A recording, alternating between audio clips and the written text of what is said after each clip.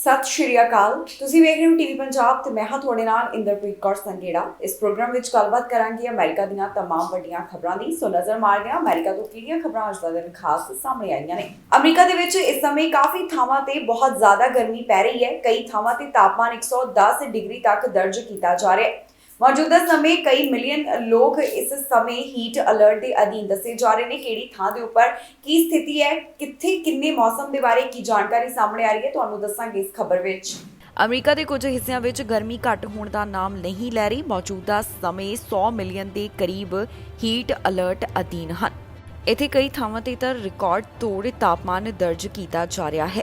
ਡੈਲਾਸ, Houston, ਸੈਨ Antonio, Austin, Texas ਦੇ ਵਿੱਚ ਇਸ ਸਮੇਂ 100 ਡਿਗਰੀ ਤੱਕ ਤਾਪਮਾਨ ਦਰਜ ਕੀਤਾ ਜਾ ਰਿਹਾ ਹੈ ਤੇ ਇਸ ਤਰ੍ਹਾਂ ਅਜੇ ਕੁਝ ਹੋਰ ਦਿਨਾਂ ਤੱਕ ਜਾਰੀ ਰਹਿਣ ਵਾਲਾ ਹੈ। ਓਕਲਾਹੋਮਾ ਸ਼ਹਿਰ ਦੇ ਵਿੱਚ ਇਸ ਸਮੇਂ ਤਾਪਮਾਨ 110 ਡਿਗਰੀ ਤੱਕ ਦਰਜ ਕੀਤਾ ਜਾ ਰਿਹਾ ਹੈ। ਕੁੱਲ ਮਿਲਾ ਕੇ ਇਸ ਸਮੇਂ 100 ਮਿਲੀਅਨ ਲੋਕ ਅਮਰੀਕਾ ਵਿੱਚ ਹੀਟ ਅਲਰਟ ਅਧੀਨ ਹਨ। ਕੈਲੀਫੋਰਨੀਆ ਤੋਂ ਲੈ ਕੇ ਸਾਊਥ ਵੈਸਟ ਡੈਜ਼ਰਟ ਤੱਕ 28 ਸਟੇਟਸ ਇਸ ਸਮੇਂ ਅਮਰੀਕਾ ਵਿੱਚ ਅਜਿਹੀਆਂ ਨੇ ਜਿੱਥੇ ਕਾਫੀ ਜ਼ਿਆਦਾ ਗਰਮੀ ਪੈ ਰਹੀ ਹੈ। ਆਉਣ ਵਾਲੇ ਦਿਨਾਂ ਦੇ ਵਿੱਚ ਅਮਰੀਕਾ ਵਾਸੀਆਂ ਨੂੰ ਅਜੇ ਹੋਰ ਗਰਮੀ ਦਾ ਸਾਹਮਣਾ ਵੀ ਕਰਨਾ ਪੈ ਸਕਦਾ ਹੈ। ਮਿਸਿਸਿਪੀ, ਟੈਨੇਸੀ ਵੈਲੀਜ਼ ਤੋਂ ਜੋ ਮੌਸਮ ਦੇ ਬਾਰੇ ਜਾਣਕਾਰੀ ਸਾਹਮਣੇ ਆਈ ਹੈ, ਇੱਥੇ ਵੀ ਤਾਪਮਾਨ 100 ਡਿਗਰੀ ਤੱਕ ਪਹੁੰਚ ਚੁੱਕਾ ਹੈ। ਵਾਸ਼ਿੰਗਟਨ ਡੀਸੀ ਤੇ ਨਿਊਯਾਰਕ ਸ਼ਹਿਰ ਵਿੱਚ ਤਾਪਮਾਨ 102 ਡਿਗਰੀ ਹੋਣ ਦੇ ਬਾਰੇ ਜਾਣਕਾਰੀ ਦਿੱਤੀ ਜਾ ਰਹੀ ਹੈ। ਇਸ ਤਰ੍ਹਾਂ ਦੀ ਗਰਮੀ ਦੇ ਵਿੱਚ ਸਲਾਹ ਦਿੱਤੀ ਜਾ ਰਹੀ ਹੈ ਕਿ ਆਪਣੇ ਆਪ ਨੂੰ ਹਾਈਡਰੇਟਡ ਰੱਖਿਆ ਜਾਵੇ। ਆਪਣਾ ਅਤੇ ਖਾਸ ਤੌਰ ਦੇ ਉੱਪਰ ਪਾਲਤੂ ਜਾਨਵਰਾਂ ਦਾ ਖਿਆਲ ਰੱਖਣ ਵਾਸਤੇ ਸਲਾਹ ਦਿੱਤੀ ਜਾ ਰਹੀ ਹੈ। ਦੱਸ ਦਈਏ ਕਿ ਕਲਾਈਮੇਟ ਸੈਂਟਰਲ ਵੱਲੋਂ ਸਾਂਝੀ ਕੀਤੀ ਗਈ ਜਾਣਕਾਰੀ ਮੁਤਾਬਕ ਇਸ ਸਮੇਂ ਦੇਸ਼ ਵਿੱਚ ਇੱਕ ਔਰਤ ਵੱਲੋਂ ਬੱਚਾ ਚੋਰੀ ਕਰਨ ਦੀ ਕੋਸ਼ਿਸ਼ ਕੀਤੀ ਗਈ। ਇਹ ਘਟਨਾ ਕੈਲੀਫੋਰਨੀਆ ਦੇ ਨਾਲ ਜੁੜੀ ਹੋਈ ਦੱਸੀ ਜਾ ਰਹੀ ਹੈ, ਜਿੱਥੇ ਔਰਤ ਨਰਸ ਦੇ ਕੱਪੜਿਆਂ ਦੇ ਵਿੱਚ ਆਉਂਦੀ ਹੈ, ਹਸਪਤਾਲ ਵਿੱਚ ਦਾਖਲ ਹੁੰਦੀ ਹੈ ਤੇ ਉਸ ਵੱਲੋਂ ਬੱਚਾ ਚੋਰੀ ਕਰਨ ਦੀ ਕੋਸ਼ਿਸ਼ ਕੀਤੀ ਗਈ। ਇਹ ਔਰਤ ਕਿਸੇ ਤਰੀਕੇ ਹਸਪਤਾਲ ਤੋਂ ਤਾਂ ਭੱਜਣ ਦੇ ਵਿੱਚ ਕਾਮਯਾਬ ਰਹੀ, ਪਰ ਕੁਝ ਦੂਰੀ ਦੇ ਉੱਪਰ ਹੀ ਪੁਲਿਸ ਵੱਲੋਂ ਇਸ ਨੂੰ ਹਿਰਾਸਤ ਵਿੱਚ ਲਿਆ ਗਿਆ। ਕੈਲੀਫੋਰਨੀਆ ਤੋਂ ਇੱਕ ਅਜਿਹਾ ਮਾਮਲਾ ਸਾਹਮਣੇ ਆਇਆ ਜਿੱਥੇ ਔਰਤ ਵੱਲੋਂ ਨਰਸ ਦੇ ਕੱਪੜੇ ਪਾ ਕੇ ਬੱਚਾ ਚੋਰੀ ਕਰਨ ਦੀ ਕੋਸ਼ਿਸ਼ ਕੀਤੀ ਗਈ। ਪੁਲਿਸ ਵੱਲੋਂ ਇਸ ਗੱਲ ਨੂੰ ਲੈ ਕੇ ਦਾਅਵਾ ਕੀਤਾ ਗਿਆ ਕਿ ਪਿਛਲੇ ਹਫ਼ਤੇ ਇਸ ਤਰ੍ਹਾਂ ਦਾ ਮਾਮਲਾ ਸਾਹਮਣੇ ਆਇਆ ਜਿੱਥੇ ਕੈਲੀਫੋਰਨੀਆ ਨਾਲ ਜੁੜੀ ਹੋਈ ਇੱਕ ਔਰਤ ਨਰਸ ਦੇ ਕੱਪੜੇ ਪਾ ਕੇ ਮੈਟਰਨਿਟੀ ਵਾਰਡ ਦੇ ਵਿੱਚ ਦਾਖਲ ਹੋਈ ਤੇ ਉਸ ਵੱਲੋਂ ਬੱਚਾ ਚੋਰੀ ਕਰਨ ਦੀ ਕੋਸ਼ਿਸ਼ ਕੀਤੀ ਗਈ। ਰਿਵਰਸਾਈਡ ਕਾਉਂਟੀ ਸ਼ੈਰਿਫਸ ਆਫਿਸ ਵੱਲੋਂ ਪ੍ਰੈਸ ਰਿਲੀਜ਼ ਦੇ ਵਿੱਚ ਜਾਣਕਾਰੀ ਸਾਂਝੀ ਕਰਦਿਆਂ ਦੱਸਿਆ ਕਿ ਜਿਸ ਔਰਤ ਨੇ ਅਜਿਹਾ ਕਰਨ ਦੀ ਕੋਸ਼ਿਸ਼ ਕੀਤੀ ਉਸ ਦਾ ਨਾਮ ਮਿਰੌਨ ਹੈ। ਉਹ ਰਿਵਰਸਾਈਡ ਯੂਨੀਵਰਸਿਟੀ ਹੈਲਥ ਸਿਸਟਮ ਵਿੱਚ ਦਾਖਲ ਹੋਈ।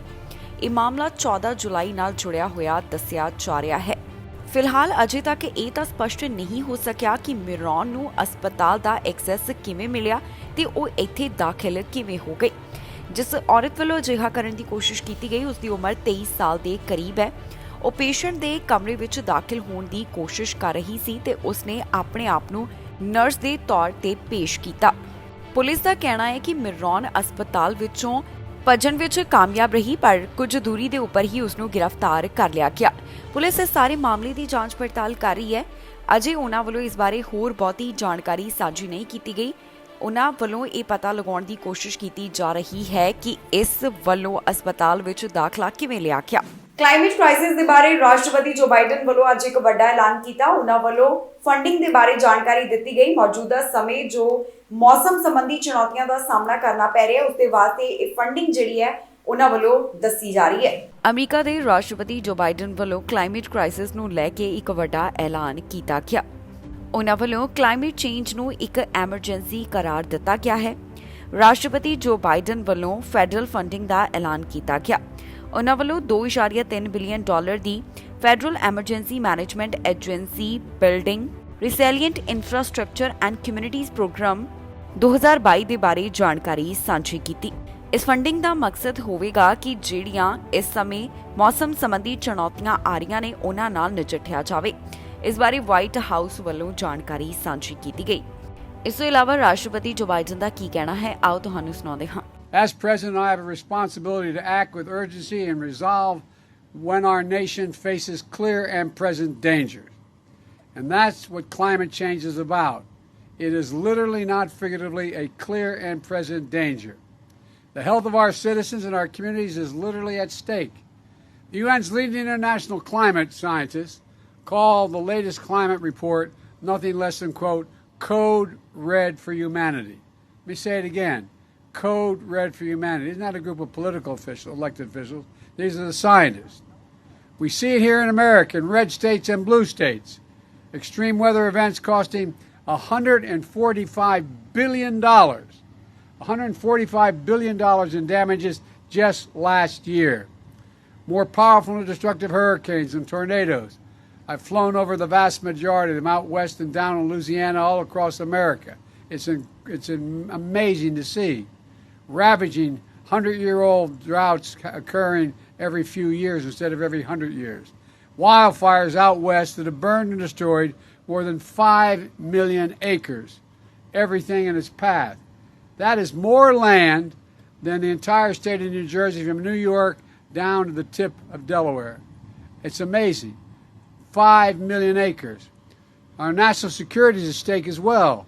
Extreme weather is already damaging our military installations here in the States. ਵਿਸ਼ਵ ਸਿਹਤ ਸੰਗਠਨ ਦਾ ਕਹਿਣਾ ਹੈ ਕਿ ਵੱਖ-ਵੱਖ ਦੇਸ਼ਾਂ ਵਿੱਚ ਇੱਕ ਵਾਰ ਫਿਰ ਤੋਂ ਕੋਰੋਨਾ ਵਾਇਰਸ ਦਾ ਫੈਲਾਅ ਹੁੰਦਾ ਹੋਇਆ ਦਿਖਾਈ ਦੇ ਰਿਹਾ ਹੈ। ਕਈ ਦੇਸ਼ਾਂ ਵਿੱਚ ਇਸ ਸਮੇਂ ਵੱਧ ਕੇਸਿਸ ਰਿਕਾਰਡ ਕੀਤੇ ਜਾ ਰਹੇ ਨੇ। ਕੁਝ ਹਫ਼ਤਿਆਂ ਦੇ ਵਿੱਚ ਹੀ ਪਹਿਲਾਂ ਦੇ ਮੁਕਾਬਲੇ ਕੇਸਿਸ ਦੁੱਗਣੇ ਹੋਣ ਦੇ ਬਾਰੇ ਉਹਨਾਂ ਵੱਲੋਂ ਜਾਣਕਾਰੀ ਦਿੱਤੀ ਜਾ ਰਹੀ ਹੈ। ਇਸ ਦੇ ਪਿੱਛੇ ਓਮਿਕਰੌਨ ਦਾ ਨਵਾਂ ਸਬ ਵੇਰੀਐਂਟ ਕਾਰਨ ਮੰਨਿਆ ਜਾ ਰਿਹਾ ਹੈ, ਜਿਸ ਕਾਰਨ ਇਸ ਸਮੇਂ ਕੇਸਿਸ ਦੇ ਵਿੱਚ ਵਾਧਾ ਦਰਜ ਕੀਤਾ ਜਾ ਰਿਹਾ ਹੈ।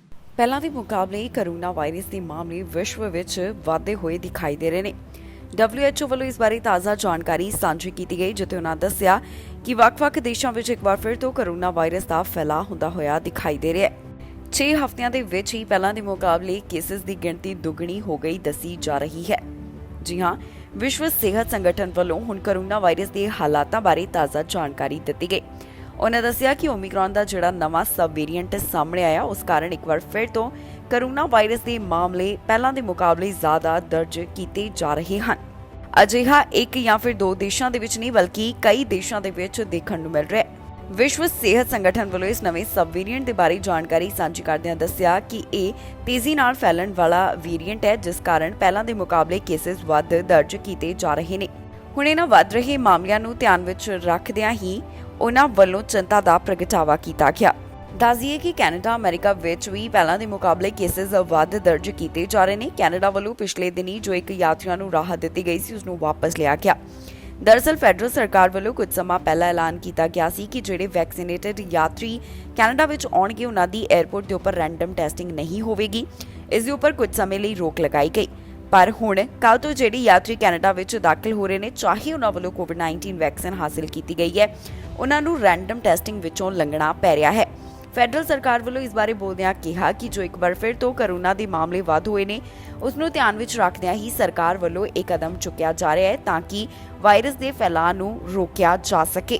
ਇਸ ਤੋਂ ਇਲਾਵਾ ਦੱਸਣਯੋਗ ਹੈ ਕਿ ਲਗਭਗ ਸਾਰੇ ਦੇਸ਼ਾਂ ਵੱਲੋਂ ਕੋਰੋਨਾ ਵਾਇਰਸ ਕਾਰਨ ਜਿਹੜੀਆਂ ਪਾਬੰਦੀਆਂ ਲਗਾਈਆਂ ਗਈਆਂ ਸੀ, ਉਹਨਾਂ ਨੂੰ ਖਤਮ ਕਰ ਦਿੱਤਾ ਗਿਆ। ਜ਼ਿਆਦਾਤਰ ਦੇਸ਼ਾਂ ਵੱਲੋਂ ਪਾਬੰਦੀਆਂ ਚੁੱਕੀਆਂ ਗਈਆਂ ਸਨ।